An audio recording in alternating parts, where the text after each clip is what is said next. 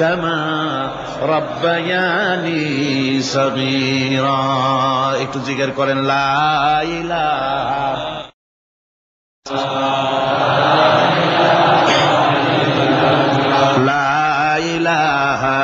ইল্লাল্লাহ লা ইলাহা ইল্লাল্লাহ লা ইলাহা ইল্লাল্লাহ লা ইলাহা ইল্লাল্লাহ মুহাম্মাদুর রাসূলুল্লাহ।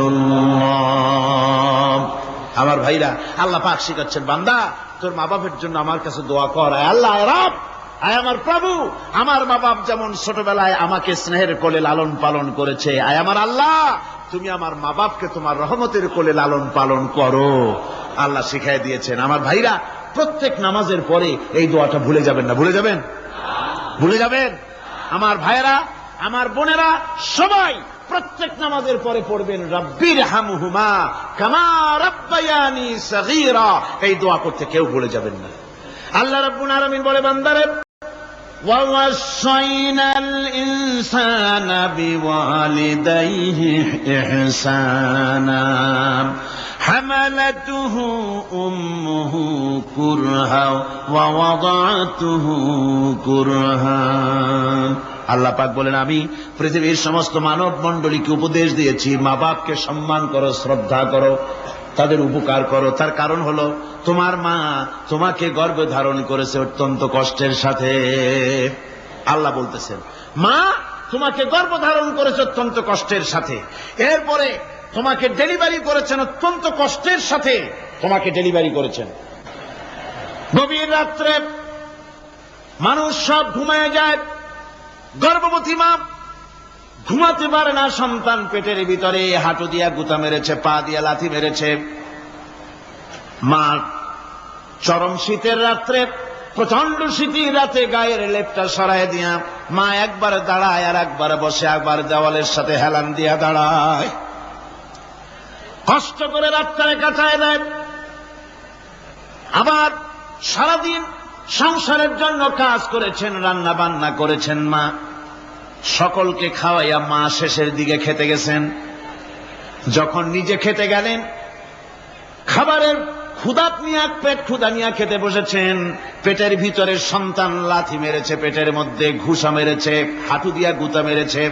ভরা পেটে, পেটের ভিতরে সন্তান গুতা মারলো হাঁটু দিয়া, মাথা দিয়া। মা ক্ষুধা রয়েছে, পেটে খেতে পারলেন না, বেদনা শুরু হয়েছে। খাবারের থালাটা ঠেলে দিয়ে মা দাঁড়ালেন, বসলেন, চোখের পানি ফেললেন। এভাবে করে মা একটা দুইটা দিন নয়, 10টি মাস পর্যন্ত সন্তানটাকে পেটের মধ্যে নিয়ে, একটা জীবিত মানুষ আর একটা জীবিত সন্তান পেটের মধ্যে নিয়ে নড়াচড়া করছেন, চলাফেরা করছেন। কিতাবের মধ্যে এসেছে, রাতের বেলায় মা যে ঘুমাতে পারেন না সন্তানের নড়াচড়ার কারণে, রাতভর ইবাদত করলে যত সওয়াব পাওয়া যেত, আল্লাহ ওই সওয়াব মায়ের আমলনামায় লিখে দেন। সন্তান পেটে থাকার কারণে খেতে পারে না, পেট ভরে ক্ষুধায় কষ্ট পায় মা। এই জন্যে 10 মাস ধরে রোজা রাখলে যে সওয়াব হতো, আল্লাহ রাব্বুল আলামিন মায়ের আমলনামায় রোজার সওয়াব লিখে দেন। 10 মাস পুরে গেল, সন্তান ডেলিভারির সময় চলে এলো। মায়ের মন বিমর্ষ, সন্তান ডেলিভারি হবে, না জানি মরে যাই নাকি, না জানি অপারেশন লাগে নাকি, কি অবস্থা হবে। মা খেতে পারে না, মুখটা শুকায়া যায়। ডেলিভারির সময় যখন আসে, মা বাবার কাছ থেকে বিদায় নিয়ে যায়, স্বামীকে একান্তে গোপনে ডেকে নিয়ে বলে, প্রাণের স্বামী, দীর্ঘদিন একসঙ্গে ঘর কন্যা করেছি, অপরাধ হয়ে যেতে পারে, আমারে মাফ করে দিও। আমার মনে হয় এবার আমি আর বাঁচব না। সংসার থাকলো, চাবি থাকলো, সব বুঝে নাও, আমারে মাফ করে দিও। মা চলে গেল সতিকা গৃহে, ক্লিনিকে চলে গেল, অপারেশন থিয়েটারে চলে গেল, অথবা ডেলিভারির জায়গায় চলে গেল। ডেলিভারি পেইন শুরু হয়ে গেল, বেদনা শুরু হয়ে গেল। এক একটা বেদনা যেন মায়ের এক একটা মৃত্যু যন্ত্রণা শুরু হয়ে যায়। এমন যন্ত্রণা, প্রসব বেদনা দুনিয়ার ভুক্তভোগী মা ছাড়া আর কেউ জানে না। এই চরম বেদনার ভেতর দিয়ে, চরম কষ্টের ভিতরে মা যখন একটা বাচ্চা প্রসব করলো, জিহাদের ময়দানের মতো মা রক্তাক্ত হয়ে গেলেন, সন্তান দুনিয়ায় এলো। মা তখন অস্থির থাকেন। এত বড় বিরাট কষ্টের ভিতরে আল্লাহ রাব্বুল আলামিন বলেন, সন্তান যখন ডেলিভারি হয়ে গেল, মায়ের মনের ভিতরে আমি তখন এই ফিলিংস, এই টেন্ডেন্সি জাগ্রত করে দিই, দেখ কি হয়েছে। মা তখন দেখতে চায় কি হয়েছে।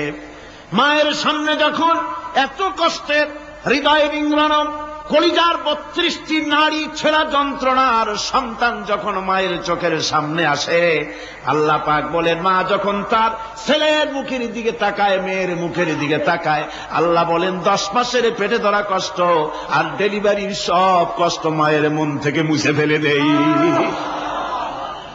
আল্লাহ রাব্বুল আলামিন বলেন, খবরদার দুনিয়ার মানুষ, এমন মায়ের সাথে নাফরমানি করবি না, এ মায়ের সাথে নাফরমানি করবি না, মাকে সম্মান করবি, মার কাছে দোয়া চাবি। দুনিয়ায় যদি সম্মান চাও, রিজেক্ট চাও, মায়ের পায়ে ধরে কাঁদো। মায়ের জাতি অনেক সম্মান তার। রাসূল করিম সাল্লাল্লাহু আলাইহি সাল্লামকে প্রশ্ন করা হয়েছে, হুজুর খেদমত করবো কার? হুজুর কয় মায়ের। তারপরে কার? হুজুর কয় মায়ের। তারপরে কার? হুজুর বলেন মায়ের। তারপরে কার? তোমার পিতার। 3 গুণ। তোর মায়ের মর্যাদা 3 গুণ বেশি, তোর বাপের চাইতে মর্যাদা বেশি। সুবহানাল্লাহ পড়ে। আর আজকে ইসলামের শত্রুরা তারা বলে যে ইসলাম নারীর অধিকার আদায় করে নাই। নারীর অধিকার ইসলাম দেয় নাই তো কে দিয়েছে?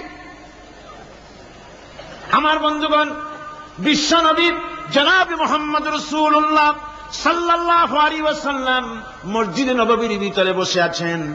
এক বৃদ্ধা মহিলা মসজিদের মধ্যে প্রবেশ করলেন। হুজুর বৃদ্ধাকে দেখে দাঁড়ায় গেলেন, বিশ্বনবী বুড়ি মেয়ে লোককে দেখে দাঁড়ায় গেলেন।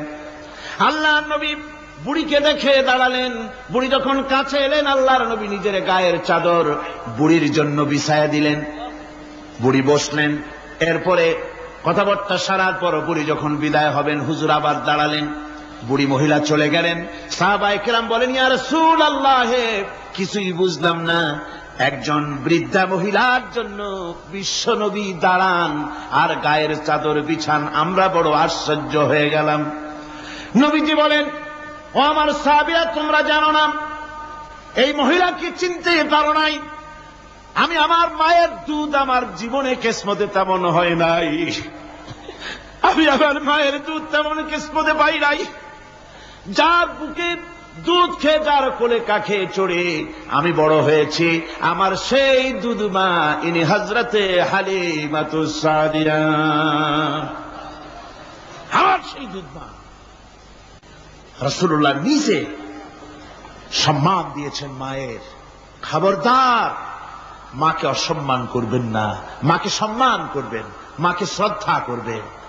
আমার বন্ধুগণ, আলেম ওলামা পীর বুজুর্গদের জন্য হাদিয়া তো দেন আপনারা, কোনো নিষেধ নাই, দেন।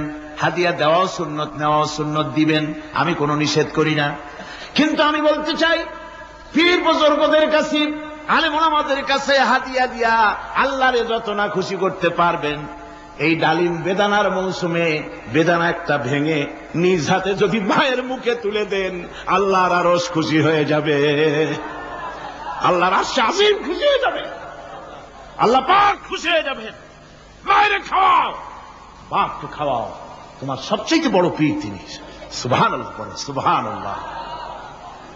মা বাপ যদি একটু দোয়া করে দেয়, তোমার জিন্দেগির কাম শেষ। একটু বদদোয়া করলে জাহান্নামে যাবা। কোন পীর সাহেব বদদোয়া করলে জাহান্নামে যাবে এমন কথা নয়। কোন মাওলানা বদদোয়া করলে দোজখে যাবে এমন কথা নয়। রাসূল বলেছেন, হুমা জান্নাতুকা ওয়া নারুকা। মা বাপ তোমার বেহেশত, মা বাপ তোমার জাহান্নাম। মা বাপ যদি অসন্তুষ্ট হয়, দোজখে যাবি, আর মা বাপ যদি খুশি, আল্লাহর জান্নাতে চলে যাবি। সুবহানাল্লাহ, সুবহানাল্লাহ, সুবহানাল্লাহ। মায়ের পায়ের তলে তোর বেহেশত। আমরা পুরুষ, আমাদের গত বছরও বলেছি, আমরা পুরুষ, আমাদের পায়ের তলে জুতা। আমাদের পায়ের তলে কি? শুধু জুতা?